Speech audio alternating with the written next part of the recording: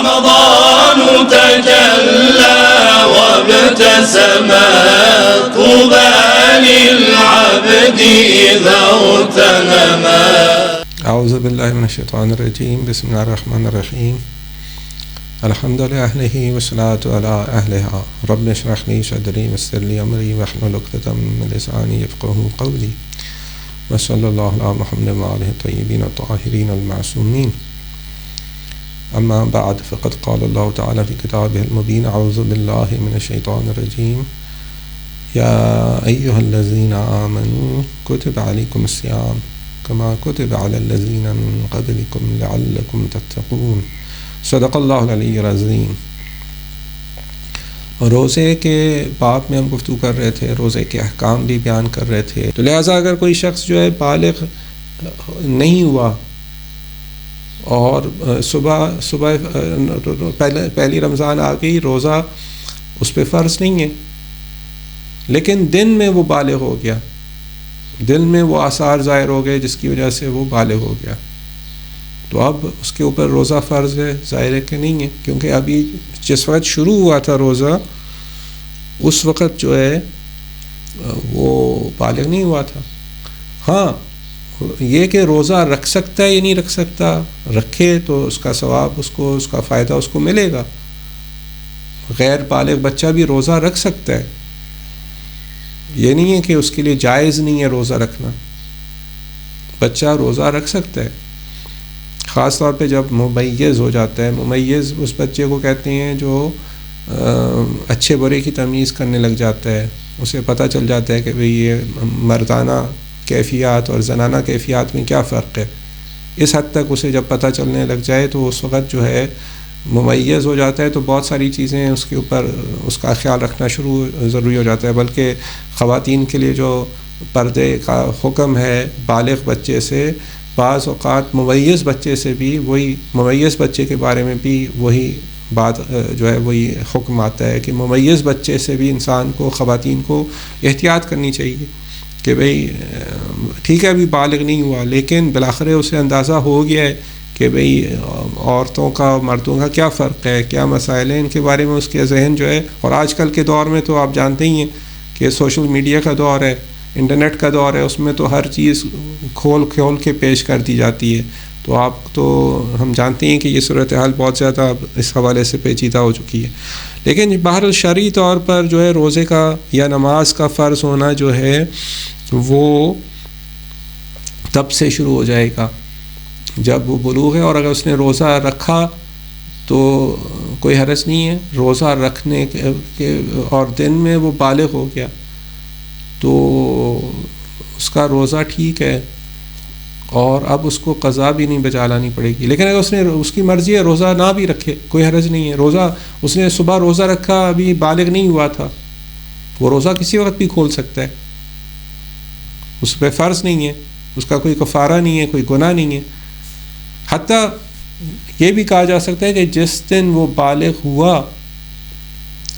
اس دن اس نے روزہ رکھا اور بالغ ہونے کے بعد بھی وہ توڑ سکتا ہے، کیونکہ اس پہ وہ روزہ فرض نہیں ہوا تھا. شروع جو فجر کا وقت تھا اس وقت وہ بالغ نہیں تھا. تو بہرحال یہ ذرا سی باریکی ہے بلوغ کے حوالے سے. لیکن یہ کہ بہرحال بلوغ جو ہے جسمانی بلوغ مقصود ہے یہاں پہ. وہ جو عقلانی بلوغ ہے وہ رشد کہلاتا ہے،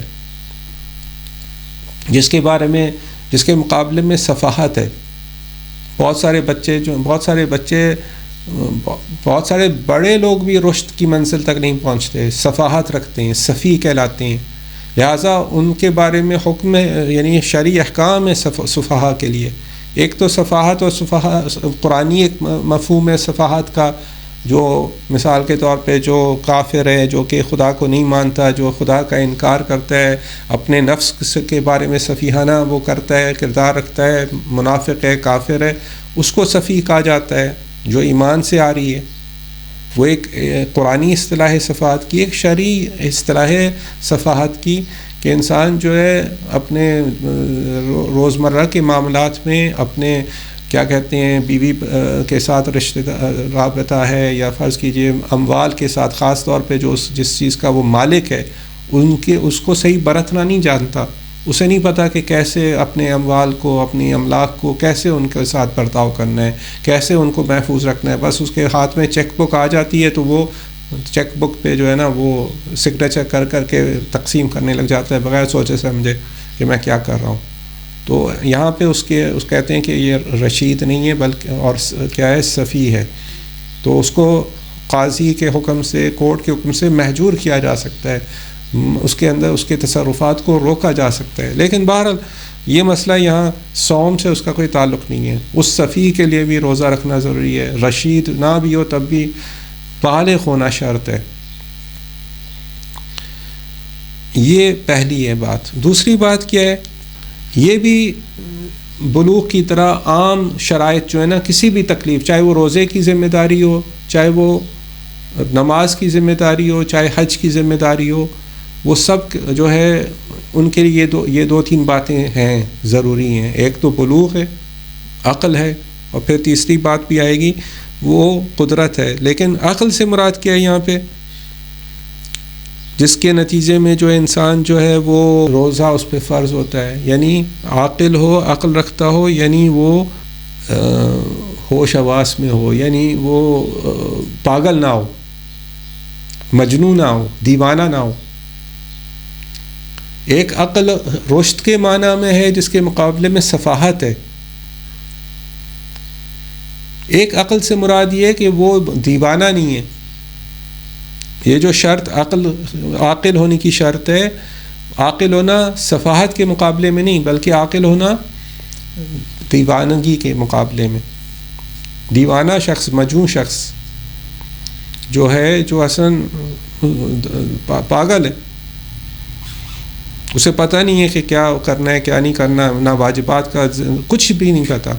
وہ سفیہ شخص جو ہے اسے پتہ ہے اچھے برے کا پتہ ہے، لیکن وہ اپنے اوپر قابو نہیں پا کر سکتا، اپنے فیصلے غلط کرتا ہے، صحیح نہیں کرتا. وہ پاگل نہیں کہلاتا. البتہ ہم عام زبان میں اس کو بھی پاگل کہہ دیتے ہیں، مجنون کہہ دیتے ہیں، دیوانہ کہہ دیتے ہیں. لیکن دیوانے سے مراد یہ کہ اب وہ عقل سے بالکل فارغ ہے، عقل اس کے بالکل ہی کام نہیں کرتی، اور بالکل جو ہے وہ ہوش حواس میں نہیں ہے اس حوالے سے کہ وہ اسے پتہ ہی نہیں کہ کیا کر رہا ہے، نہ کھانے پینے کا پتہ ہے، نہ اوڑھنے بچھونے کا پتہ ہے. وہ شخص جو ہے ظاہر ہے کہ اس کے اوپر کوئی شرعی ذمہ داری عائد نہیں ہوتی ہے. تو یہ دوسری شرط ہے. اور تیسری شرط جو روزے کے بارے میں ہے وہ ہے کہ وہ بے ہوشی کی عالم میں نہ ہو. ایک وہ پہلی دوسری شرط یہ تھی کہ ہوش حواس میں ہے، لیکن یہ کہ اسے پتہ ہی نہیں کہ ہوش میں ہے، یعنی جاگتا ہے وہ ایک شخص ہے، لیکن اس کو پتہ ہی نہیں کہ کیا کرنا ہے، دنیا میں کیا ہو رہا ہے کیا نہیں ہو رہا. ایک شخص ہے کہ نہیں عاقل بھی ہے، بالغ بھی ہے، لیکن جو ہے بے ہوش ہو گیا ہے، بے ہوشی کی حالت میں ہے. اب وہ بیماری کی وجہ سے بے ہوش ہو گیا ہے، کسی اور وجہ سے بے ہوش ہو گیا ہے، خدا نہ خاصہ اس نے کوئی نشہ کیا ہے جس سے وہ بے ہوش ہو گیا ہے. تو اب جب وہ روزے کا وقت ہوگا اور وہ اس حالت میں ہوگا تو اس کے اوپر روزہ فرض نہیں ہوگا. ظاہر ہے جب ہوشی میں نہیں تو روزہ کیسے رکھے گا.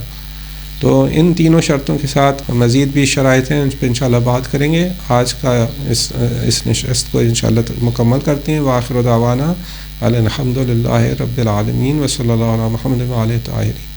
رمضان تجلى وابتسم طوبى للعبد إذا اغتنما.